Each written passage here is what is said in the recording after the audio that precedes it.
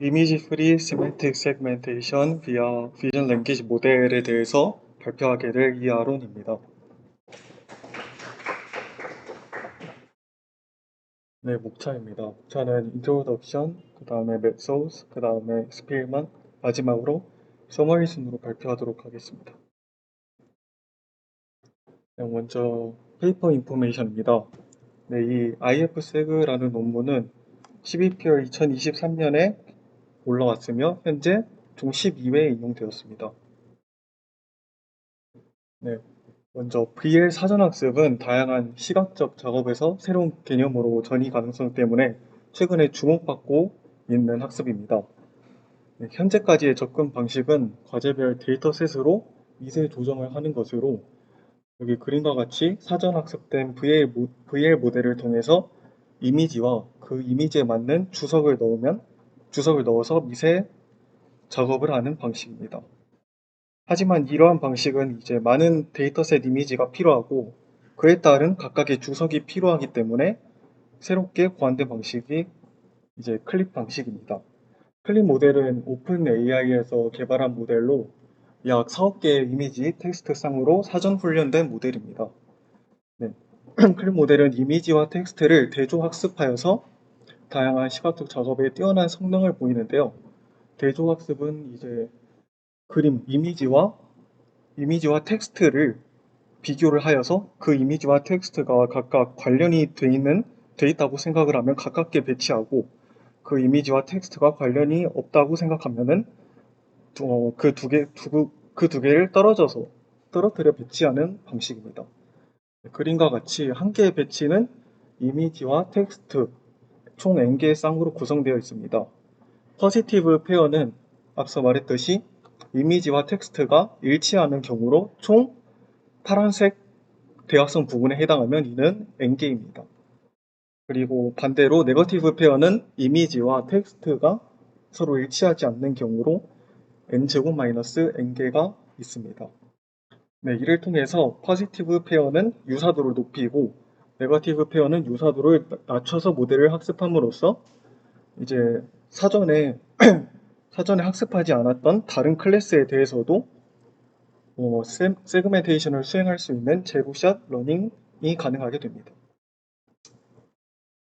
이러한 클립 모델을 통해 VL 모델들은 수천 개의 클래스를 포함하는 오픈 보캐블러리를 기반으로 시각적 객체에 대한 지식을 학습하였고, 앞서 말했듯이 새로운 클래스나 이미의 클래스에 대해서도 인식할 수 있는 출발점을 제공하였습니다. 네. 그런데 이 논문에서는 새로운 아이디어를 냈는데요. 이 이미지와 언어가 정렬된 표현 방식이 있다면 학습에 이미지도 필요 없지 않을까라는 아이디어를 제시하였고, 이 논문의 목표는 그래서 세멘틱 카테고리 워드만을 통해서 세멘틱 세그멘테이션이 가능하게 하자라는 목표를 주제로 삼고 있습니다. 네, 다음은 메소드입니다. 메소드는 이제 인코더와 디코더의 아키텍처로 이루어져 있고 지금 부분은 인코더부터 설명하도록 하겠습니다. 인코더의 인풋은 앞서 말했듯이 시멘틱 카테고리 워드만으로 이루어집니다. 시멘틱 카테고리 워드라는 것은 이제 이미지가 있으면은 그 이미지에 안에 해당하는 카테고리, 예를 들어서 책상, 뭐 음식, 새 이런 카테고리들을 나타내는 단어들이고 그 단어들은 각각 인공 이미지 토큰과 프롬프트 토큰으로 나누어지게 됩니다. 그 인공 이미지 토큰과 프롬프트 토큰은 셀프 어텐션을 통해서 임베딩 벡터로 각각 변환이 되고 그 두 개의 임베딩 벡터가 통합되어서 컨텍스트화된 토큰으로 이루어지게 됩니다. 따라서 인코더의 아웃풋은 컨텍스트화된 토큰이 되겠습니다. 네, 앞서 말했듯이 인공 이미지 토큰과 프롬프트 토큰이 나누어진다고 했는데 먼저 인공 이미지부터 알아보도록 하겠습니다.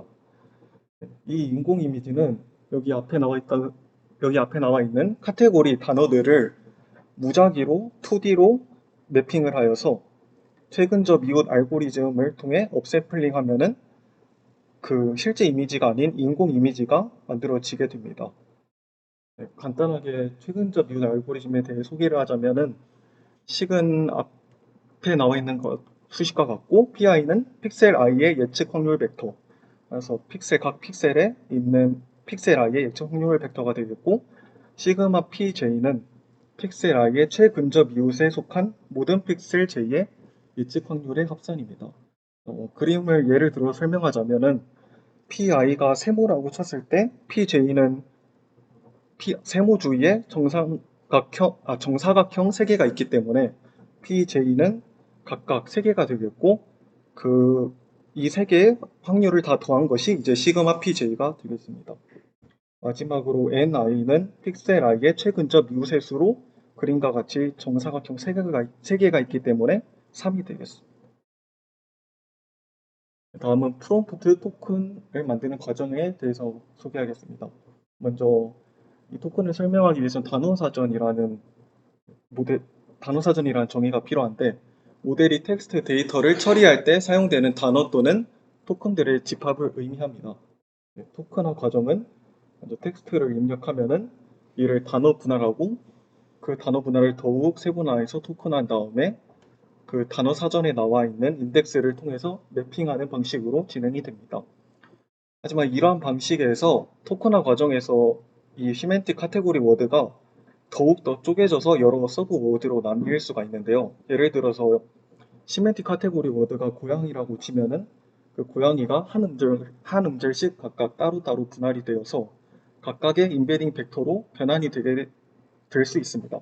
이렇게 되면은 하나의 시멘틱 카테고리 워드의 의미가 사라지기 때문에 그 각각 음절의 인베딩 벡터들을 평균을 내서 하나로 합치는 과정이 필요합니다. 네, 다음은 디코더에 대해서 소개하겠습니다. 디코더의 인풋은 DI입니다. 네, 이 디코더의 목표는 이미지 각 부분에 해당 영역의 시멘틱 정보를 반영하는 출력을 생성하는 것인데요. DI의 수식은 다음과 같고 DI는 이전 인덱스의 인코더 출력을 사용합니다. 시작 디코더인 D0는 시작을 알리는 인베딩 벡터인 EBOS를 사용하며 디코더 아웃풋은 H로 정의를 하였습니다. 네, 시멘틱 세그멘테이션 작업은 각 이미지의 부분에 대한 정보를 예측해야 하기 때문에 입력 이미지의 공간 구조로 정보를 포함하는 인코더의 출력이 작업이 유리하다고 판단하여서 이 논문에서는 인덱스의 인코더의 출력을 사용하였습니다. 네, 다음으로 이 디코더 출력인 H가 나오게 되면 이를 설명 변환하여 로그 확률을 계산하고 이를 소프트 맥스를 통해 확률 벡터 P를 구하게 됩니다. 이 확률 벡터 P까지 오는 과정에서 이미지 백본을 거쳤기 때문에 여러 데이터가 축소되어서 이를 다시 업샘플링하는 작업이 필요한데 이를 빌리니어 인터폴레이션이라는 방식으로 수행하게 됩니다. 네, 빌리니어 인터폴레이션을 알기 위해서 먼저 리니어 인터폴레이션이라는 게 뭔지 알아야 하는데요. 우선 인터폴레이션은 우리가 알고 있는 두 점 사이에 어떠한 위치를 추정하는 그런 방식을 나타내고 리니어 인터폴레이션은 1차원에 있는 그런 두 점 사이의 거리를 계산하는 방식입니다. 다음 수식은 이제 비례식으로 나타낸 것이고요. 이를 이제 리니어가 1차원이었다면은 빌리니어는 2차원으로 확장하여서 위치를 추정하는 방식이라고 생각하시면 될 것 같습니다. 네, 다음 아까 빌리니어 방식을 통해서 업샘플링한 결과를 PS로 정의를 하였습니다. 그래서 이 PS를 통해서 예측 분포를 계산을 하였는데 다음과 같은 수식을 통해 각 픽셀들의 클래스 확률을 계산을 하게 됩니다. 이렇게 각 픽셀에 대해서 가능한 모든 카테고리에 대해서 확률을 계산하고 그 밑에 있는 argmax의 식을 통해서 그 중에서 가장 높은 확률을 가지는 카테고리 Y를 선택을 하게 됩니다. 이렇게 해서 디코더까지의 과정이 끝났습니다. 다음은 이제 디코더 방식이 모두 끝나고 난 후에 모델의 미세 조정 방식인데요. 미세 조정 방식에는 음의 로그 오도 계산법이 사용되었습니다. 이 L 세그멘테이션이라는 것은 이제 손실함수를 나타내는데 예를 들어서 이제 모델의 예측 확률이 각각 고양이가 0.7, 개가 0.2, 새가 0.1이라고 하면은 실제 레이블은 고양이라 가정하고 손실을 고양이에 대한 예측 확률로 계산을 하게 되면은 이에 음의 로그를 취하게